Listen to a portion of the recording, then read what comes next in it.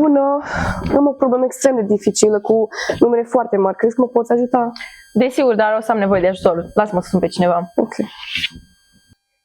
Alo, da? Am o problemă pe care trebuie să o rezolv. Ți-am simplificat eu puțin. Îți trimit o poză. Ok, e totuși un pic prea complicat.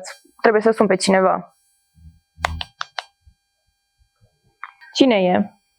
Poți să mă ajuns cu o problemă? E simplificată. Sper să te descurci.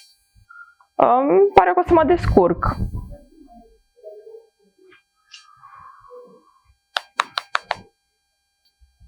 Vezi că ți-am trimis rezolvarea mea. Ok.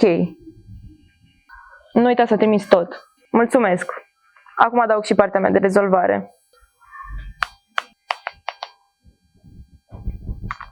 Bună din nou. Vezi că am adăugat rezolvările noastre. Gata, problema e rezolvată cu ajutorul meu și al meu și al meu. Vai, mulțumesc tare mult! Astăzi trebuie să așezi 4 regine pe o tablă de șah, astfel încât să nu se atace între ele. O să încerc să pun prima damă pe rândul 1 în colțul stâng. Da, asta pare bine. Acum este rândul piesei numărul 2.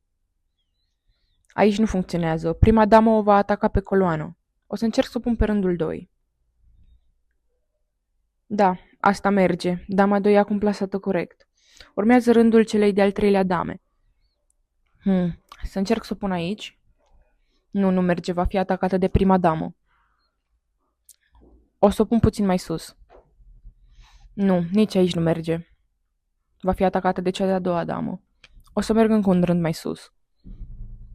Da, aici pare perfect. Deoarece nu sunt calculator, îmi pot da seama din prima că ultima piesă va fi poziționată acolo, dar în mod normal un calculator ar fi luat fiecare situație în parte până ar fi ajuns la răspunsul corect. Așadar, cum am reușit? Simplu, cu răbdare și câțiva pași înapoi, am găsit soluția perfectă. Cum e și în viață, și în șah. Uneori trebuie să dai un pas înapoi pentru a merge mai departe. Asta e magia backtracking-ului.